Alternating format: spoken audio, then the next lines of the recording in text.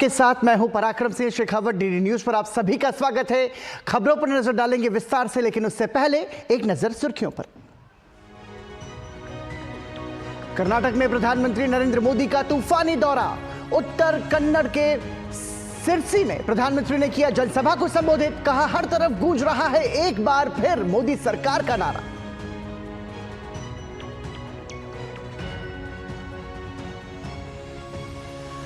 बेलगाम में राहुल गांधी की राजघरानों पर विवादित बयान पर जमकर बरसे प्रधानमंत्री। कहा, राहुल गांधी भूल गए औरंगजेब के अत्याचार।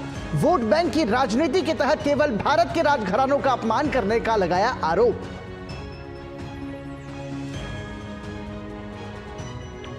बेलगाम में जनसभा के दौरान प्रधानमंत्री ने कर्नाटक सरकार पर साधा निशाना। कहा, राज्य में कानून व्यवस्था की स्थिति बेहद खराब।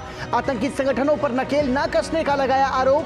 हुबली की बेटी के साथ हुई घटना को बताया मानवता को शर्मसार करने वाला। लोकसभा चुनाव के बीच दिल्ली में कांग्रेस को बड़ा झटका। प्रदेश अध्यक्ष अरविंदर सिंह लवली ने दिया इस्तीफा। दिल्ली में आम आदमी पार्टी के साथ कांग्रेस के गठबंधन से थे नाराज। कांग्रेस नेता संदीप दीक्षित ने भी मिलाया सुर में सुर। कहा, पार्टी को देना चाहिए था लवली सिंह की शिकायतों पर ध्यान।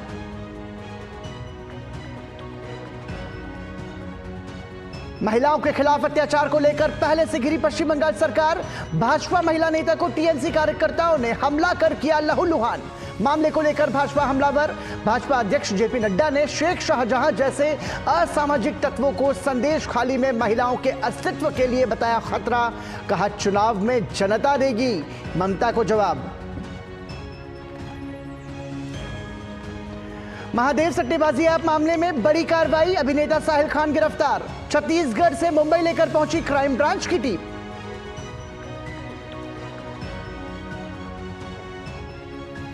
आईपीएल में आज होंगे दो मुकाबले।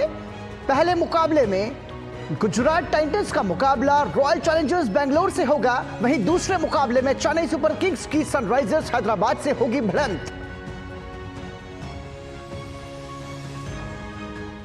और सुर्खियों के बाद अब खबरों पर नजर डालते हैं विस्तार से। प्रधानमंत्री आज कर्नाटक के तूफानी दौरे पर हैं। प्रधानमंत्री ने सिरसी से पहले बेलगाम में चुनावी जनसभा को संबोधित किया। उन्होंने कांग्रेस नेता राहुल गांधी के राजघराने के ताजा बयान पर निशाना साधा है। उन्होंने कहा कि कांग्रेस आजादी की लड़ाई को तुष्टीकरण के नजरिए से देखती है। कांग्रेस के शहजादे उसी तरह से देखते हैं। भारत के राजा अत्याचारी थे। कांग्रेस के शहजादे ने छत्रपति शिवाजी महाराज और वीर महारानी चिरप्पा का अपमान किया है।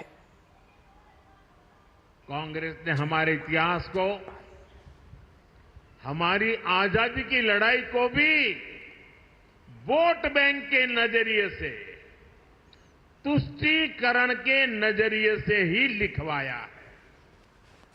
और आज भी ये कांग्रेस के शहजादे उसी पाप को आगे बढ़ा रहे हैं। आपने कांग्रेस के शहजादे का एक ताजा बयान जरूर सुना होगा। ये शहजादे का कहना है कि भारत के राजा, भारत के महाराजा ये अत्याचारी थे। ये गरीबों की जमीन छीन लेते थे। जब मर्जी पड़े तब उनका सब हड़प कर लेते थे। कांग्रेस के शाहजादे ने छत्रपति शिवाजी महाराज, कित्तूर की रानी चिन्नम्मा जैसे महान व्यक्तित्व का अपमान किया है। प्रधानमंत्री ने कहा कि राहुल गांधी को नवाबों के अत्याचार याद नहीं आते। लेकिन भारत के इतिहास में जो अत्याचार नवाबों ने किए, निजामों ने किए, सुल्तानों ने किए, बादशाहों ने किए, उसकी बात पर तो शाहजादे के मुंह पर ताला लग जाता है, बोलती बंद हो जाती है। और राजा महाराजाओं को गालियां दे रहे हो, उनको अपमानित करते हो।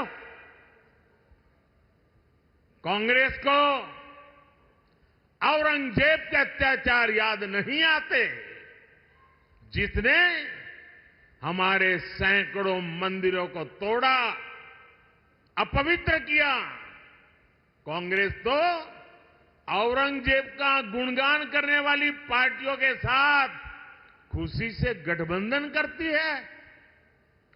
इनको वो लोग याद नहीं आते जिन्होंने देश भर में हमारे तीर्थों को तहस नहस किया, लूटपाट की, हत्याएं की, गौ हत्याएं की। इनको वो नवाब याद नहीं आए जिन्होंने भारत के विभाजन में बहुत बड़ी भूमिका निभाई। कोई कल्पना कर सकता है क्या बनारस के राजा के बिना बनारस हिंदू विश्वविद्यालय की स्थापना संभव हो सकती थी?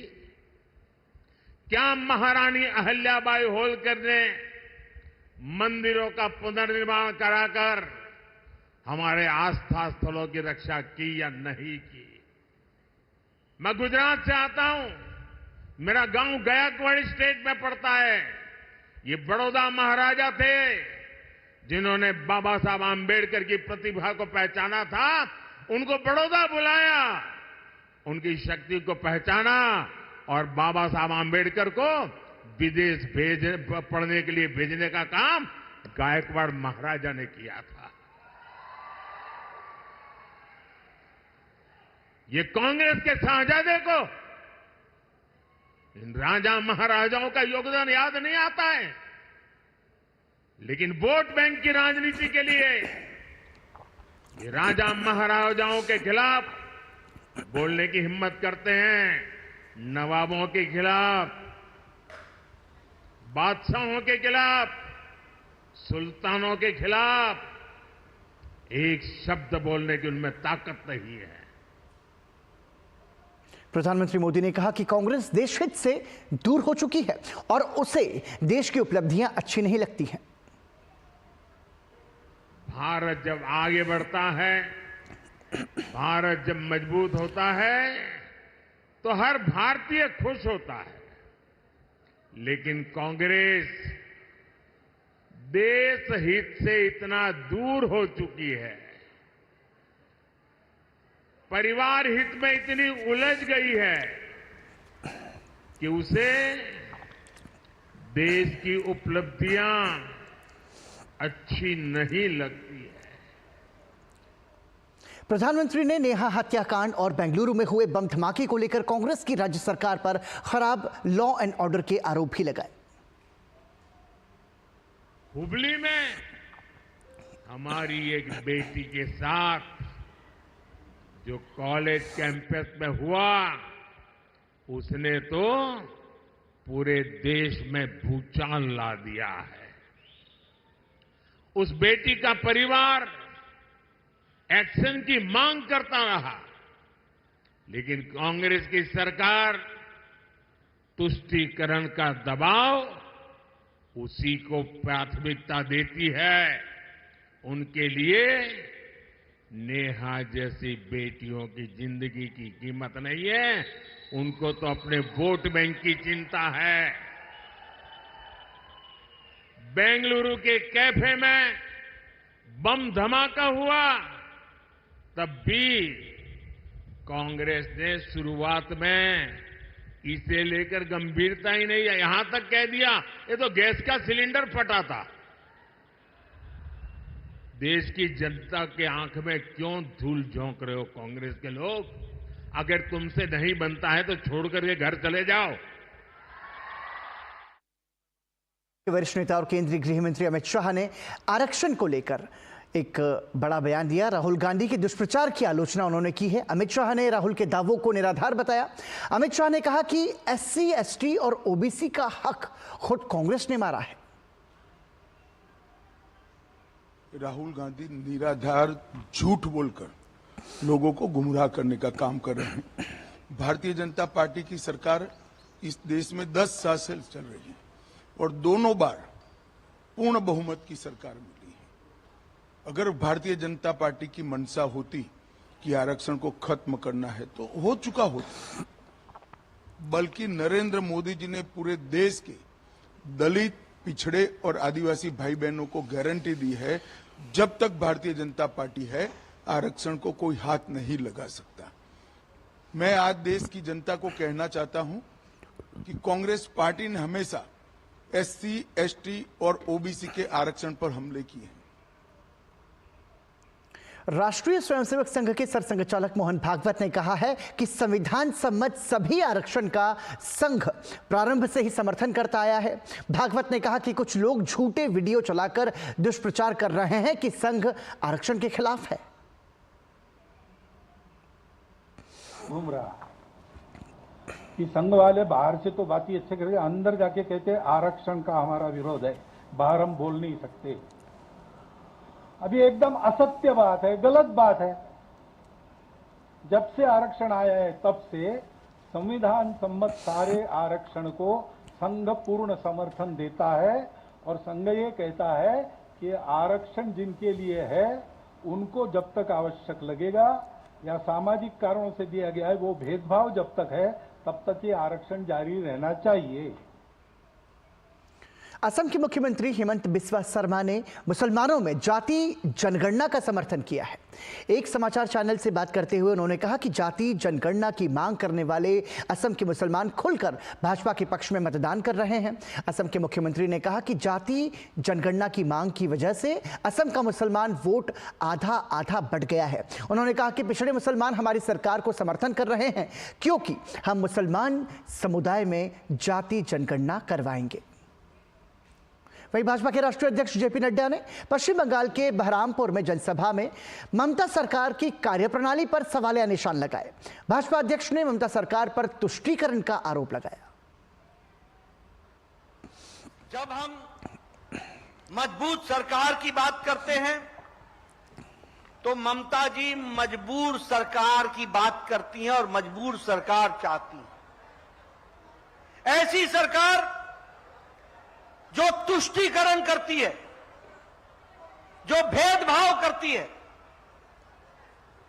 जो आतंकवादियों के साथ नरमी रखती है, जो आतंकवादियों को कहीं न कहीं हमदर्दी के साथ देखने की आदत रखती है, और दूसरी तरफ मोदी जी के नेतृत्व में मजबूत सरकार बनती है जब पाकिस्तान हमारे ऊपर बुरी नजर डालता है तो प्रधानमंत्री जी के नेतृत्व में देश सर्जिकल स्ट्राइक करता है और घर में घुसकर मारता है। यह हमने देखा है।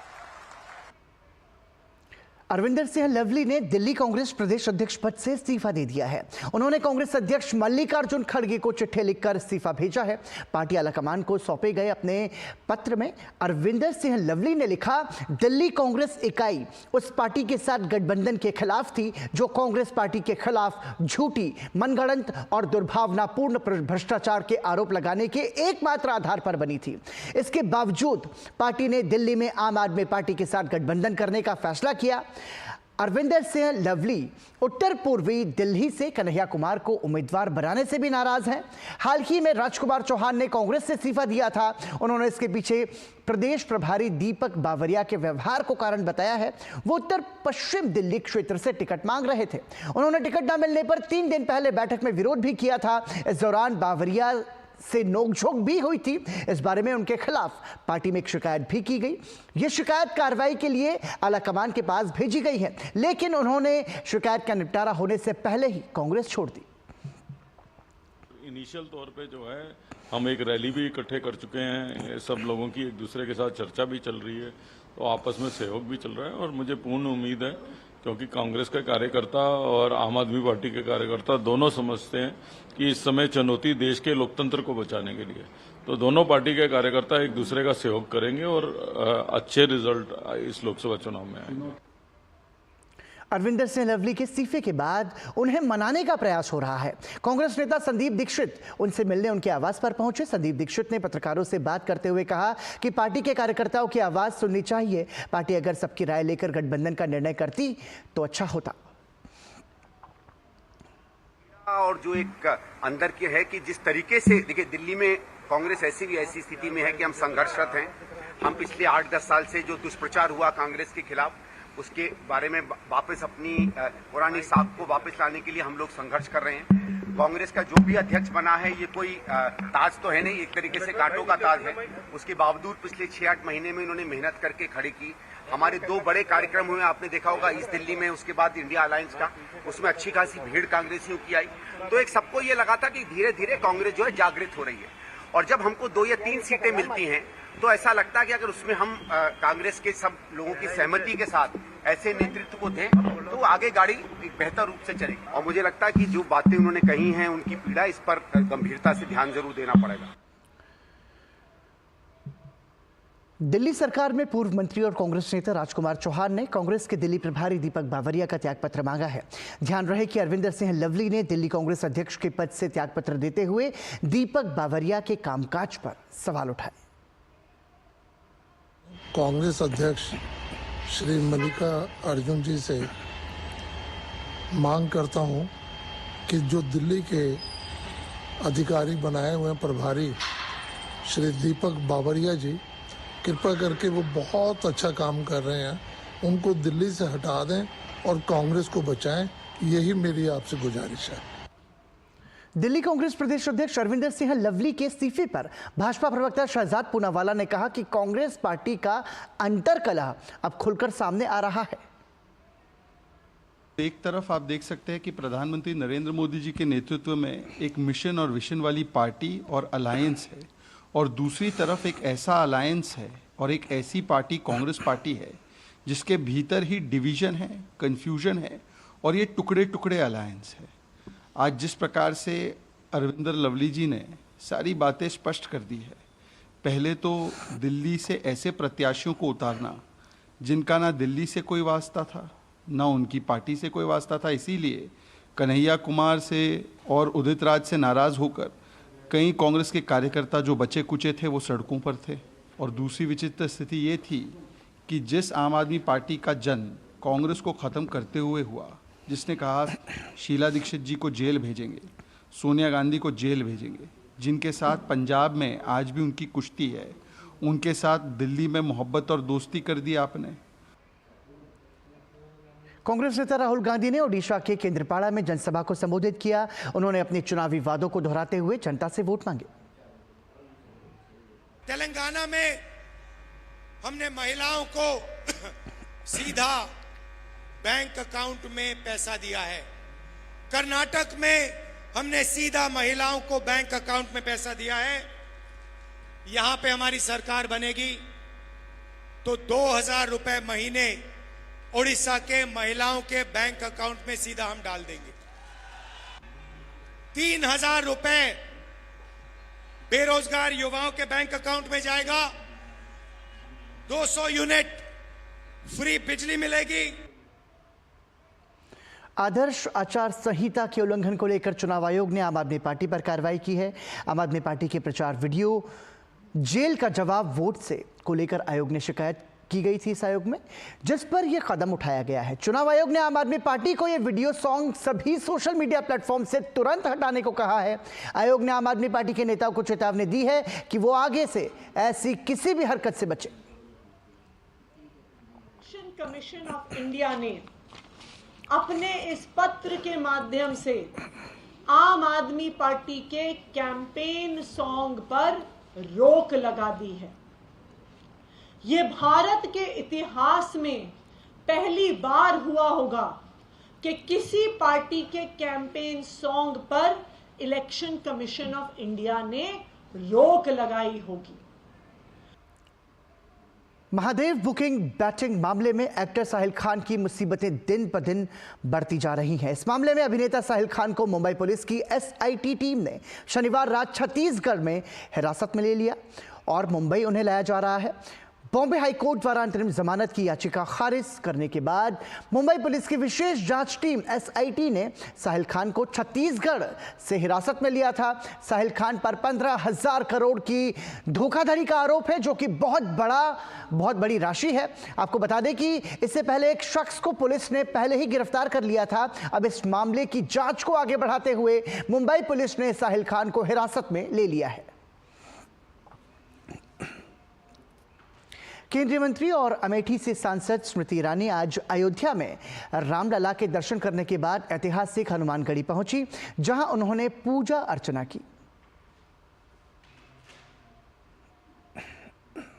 और उत्तर प्रदेश के मुख्यमंत्री योगी आदित्यनाथ ने बरेली में चुनावी जनसभा को संबोधित करते हुए सपा, बसपा और कांग्रेस पर निशाना साधा।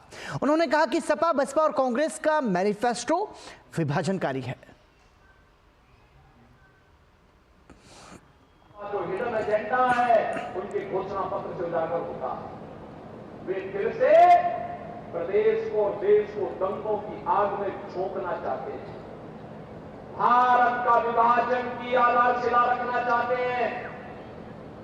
मेहनत के बाद भारतीय जनता पार्टी की सरकारों ने सुरक्षा का, निवेश का, रोजगार का जो बेहतर माहौल बनाया है, इसमें बैरियर बन करके लोग आए हैं। हमें देश के विकास में किसी को बैरियर नहीं बनने देना चाहिए। गुजरात के अहमदाबाद में आयोजित प्रेस कॉन्फ्रेंस में रक्षा मंत्री राजनाथ सिंह ने कहा कि दक्षिण भारत के राज्यों में पहले की तुलना में अब भाजपा का जनाधार मजबूत हुआ है। भाजपा इन राज्यों में कई सीटों पर जीत हासिल करेगी। पूरे देश में चुनाव प्रचार के लिए मैं जा रहा हूं। ऐसे राज्यों में भी मेरा जाना हुआ है, जैसे तमिलनाडु और केरल, जहां कुछ साल पहले तक भारतीय जनता पार्टी का कोई खास जनाधार नहीं था और हमें एक भी सीट पर वहां पर विजय प्राप्त नहीं होती थी। मैं कह सकता हूं कि वहां बीजेपी केवल मजबूती के साथ लड़ ही नहीं रही है, बल्कि कई सीटों पर हम वहां पर विजय हासिल करेंगे।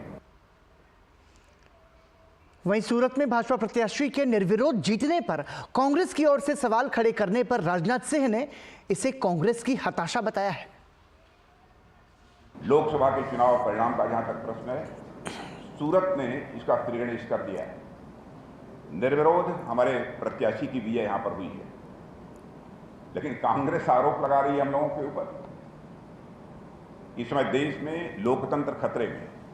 अब यह बात हमारी समझ में नहीं आती है, आधार क्या है ये आरोप लगाने, क्योंकि इसके पहले भी लोकसभा में 28 सांसद निर्विरोध निर्वाचित हो चुके हैं, जिनमें कांग्रेस के बीच है, समाजवादी पार्टी और नेशनल कॉन्फ्रेंस के भी दो हैं। इसके अतिरिक्त भी अन्य बाकी दलों के भी लोग इसमें शामिल हैं। मैं मानता हूं कि हार की हताशा में कांग्रेस इस प्रकार के कुतर्क दे रही है। और इसी के साथ ही समाचार में अभी के लिए इतना ही, लेकिन DD न्यूज पर खबरों का सफर कभी नहीं थमता। देखते रहिए DD न्यूज।